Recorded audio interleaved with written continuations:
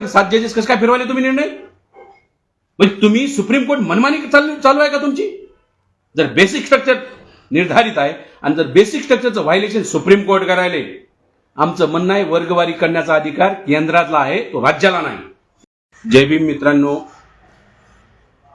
उपवर्गीकरणासंदर्भात महाराष्ट्र सरकार कारवाई करत आहे. काल देवेंद्र फडणवीस सुद्धा बोलले की सुप्रीम कोर्टाचं जे जजमेंट आहे त्या सुप्रीम कोर्टाच्या सायटेशननुसार सुप्रीम कोर्ट जे म्हटलंय त्यानुसार आम्ही उपवर्गीकरण करणार आहोत, असं काल देवेंद्र फडणवीस बोललेले आहेत. आता एक महत्त्वाचा मुद्दा समोर येत आहे, जो की मी सर्व फेसबुकच्या माध्यमातून आंबेडकरी जनतेच्या समोर आणू इच्छितो.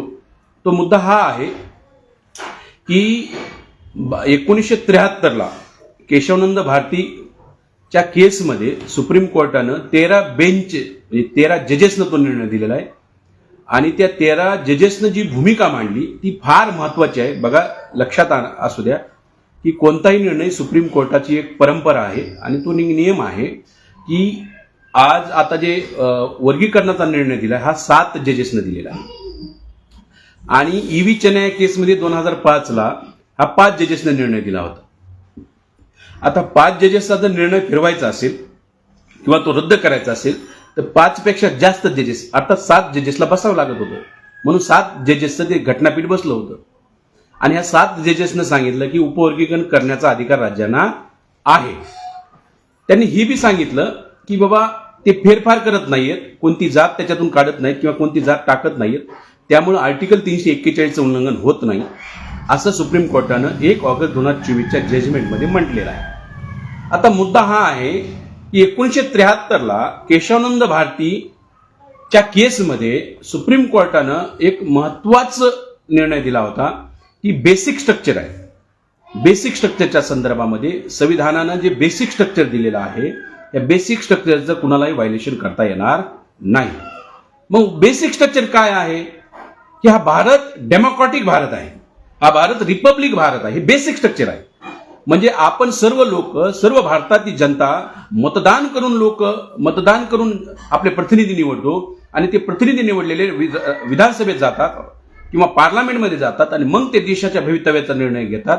हे जे रिपब्लिक आणि डेमोक्रॅटिक स्ट्रक्चर आहे, कुणीही याला उद्या पार्लमेंट जरी सगळे 100% खासदार एकत्र आले म्हणले उद्यापासून भारतात हुकुमशाही लागू करायची, ते करू शकत नाही. तो पार्लमेंटला अधिकारच नाही, तो कुणालाच अधिकार नाही, असं त्या 13 बेंचच्या घटनापीठानं निर्णय दिला होता. सेम आहे, आपला देश हा सेक्युलर स्ट्रक्चर आहे आपल्या देशाचं, हेही त्यांनी सांगितलेलं. हा निधर्मीपणाचं लक्षण आहे. कोणत्या धर्माचा उद्या कुणी म्हणू शकत नाही हे हिंदू राष्ट्र आहे किंवा बौद्ध राष्ट्र आहे, हे इस्लाम राष्ट्र आहे, हे असं म्हणता येत नाही, कारण हे बेसिक स्ट्रक्चरच्या विरोधात आहे. आता सेम आणखी याच्यामध्ये बेसिक स्ट्रक्चरमध्ये महत्वाचा मुद्दा मांडला होता, जो मी या संदर्भामध्ये लाईव्ह आलेलो आहे. तो मुद्दा हा आहे की फेडरल स्ट्रक्चर. भारताचं संविधान बनवताना या देशाला त्यांनी फेडरल स्ट्रक्चर दिलेलं आहे. फेडरल स्ट्रक्चर म्हणजे काय?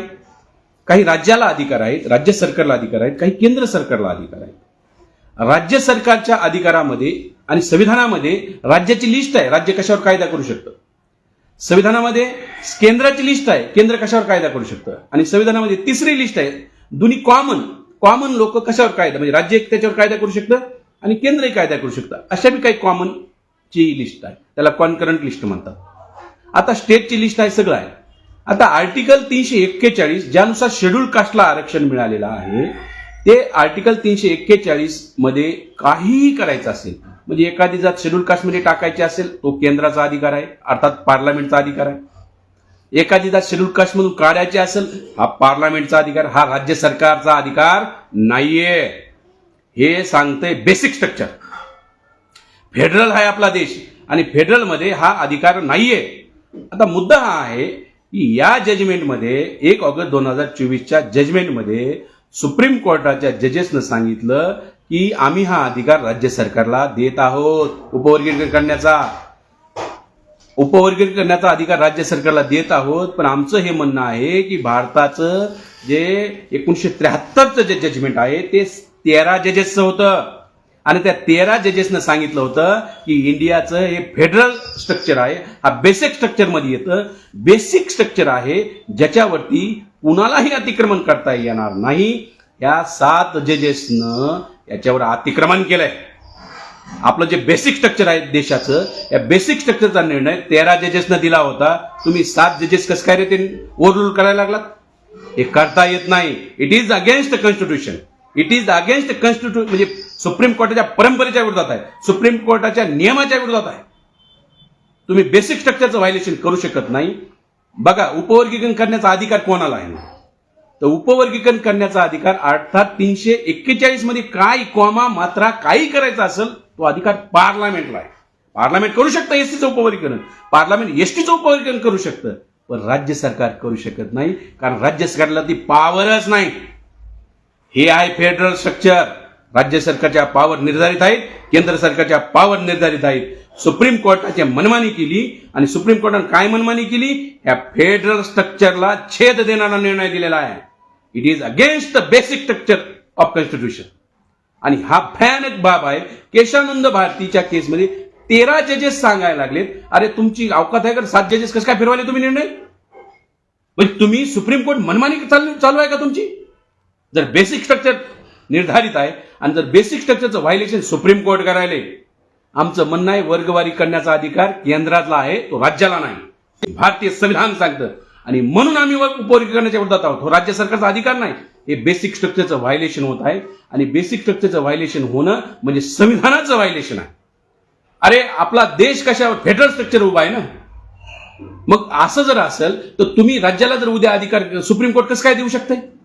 हे सुप्रीम कोर्ट मनमानी करत आहे. सुप्रीम कोर्टानं संविधानाच्या विरोधात जाऊन निर्णय दिलाय. सुप्रीम कोर्टानं बेसिक स्ट्रक्चर तोडलंय, जे की सुप्रीम कोर्टाला अधिकार नाही. त्यामुळं आम्ही येणाऱ्या काळामध्ये हे लाखो लोक जे रस्त्यावर येत आहोत, 11 तारखेला बीडला मोर्चा आहे, हा यासाठी की संविधान वाचवण्यासाठी आहे. हे बेसिक स्ट्रक्चर वाचवण्यासाठी हा मोर्चा आहे. 13 जजेसनं दिलेला 1973चा निर्णय 7 जजेस बदलू शकत नाही, त्यांना ती अथॉरिटी नाही. तर 13 जजेसला तुम्हाला निर्णय बदलायचा असेल तर 15 जजेसला आता बसवावं लागेल, घटनापीठ 15 जजेस करावं लागेल. आणि मग परत तुम्ही काय बेसिक स्ट्रक्चर आहे याची परत व्याख्या करा, पुनर्व्याख्या करा आणि मग मांडा हे जर फेडरल स्ट्रक्चर जे म्हणलं होतं ते चुकीचं आहे म्हणून. आमचं हेच म्हणणं आहे, हा राज्याला अधिकार नाही, तो केंद्राचा अधिकार आहे. त्यामुळे वर्गवारी जर करायची तर केंद्राने करावी. केंद्राचा अधिकार आहे. आर्टिकल 341 मध्ये काय जरी करायचं असेल ते अधिकार, एखादी जात करायची उद्या म्हणते केंद्र सरकार असे करू शकते, एखाद्या शेड्यूल कास्टच्या जातीला त्याच्यातून काढून टाकू शकते. हे त्यांचा पॉवर आहे. या पॉवरमध्ये हस्तक्षेप सुप्रीम कोर्टानं करू नये. हे सुप्रीम कोर्ट या बेसिक स्ट्रक्चरच्या मध्ये हे करायला, हा महत्वाचा मुद्दा समोर येत आहे. आपल्या समाजातील काही विचारवंत अभ्यासकांनी हा माझा मुद्दा लक्षात आणून दिला. त्यामुळं इथून पुढे 2 गोष्टी लक्षात ठेवा.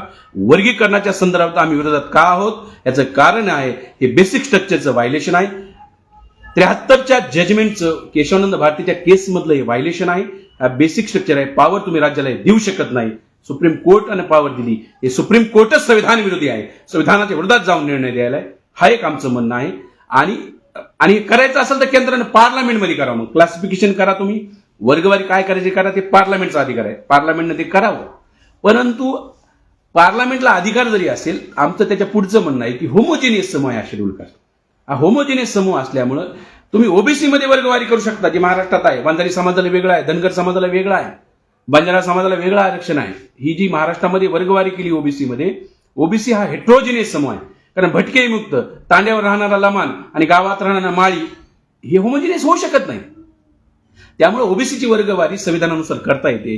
परंतु संविधानानुसार शेड्यूल कास्टचा जर इतिहास बघितला, शेड्यूल कास्टचा इतिहास सांगतो की आम्ही होमोजिनियस आहोत. आणि होमोजिनियस असल्यामुळं ज्या 10 निकषावरती ही शेड्यूल कास्टची लिस्ट बनवण्यात आली होती, ज्या 10 निकषावरती 1911ला पहिल्यांदा जनगणना झाली होती, जे 10 निकष म्हणजे आम्ही ब्राह्मणांच्या, ज्या जाती ब्राह्मणांच्या देवी देवतांना मानत नाहीत, ज्या जाती ब्राह्मणाकडून कोणतं क्रियाक्रम करून घेत नाहीत, ज्या जाती ब्राह्मणाला लग्नाला बोलवत नाहीत, मौतीला बोलत नाहीत, बड्डेला बोलत नाहीत, कशालाच बोलत नाहीत, ज्या जाती ब्राह्मणाला गुरु मानत नाहीत, ज्या जाती ब्राह्मणांच्या शत्रू जाती आहेत, ज्या जाती गाईला पवित्र मानत नाहीत किंवा गाई कापून खातात, अशा ज्या 10 क्रायटेरिया आहेत, त्या 10 क्रायटेरियाच्या आधारावर ही लिस्ट बनलेली आहे.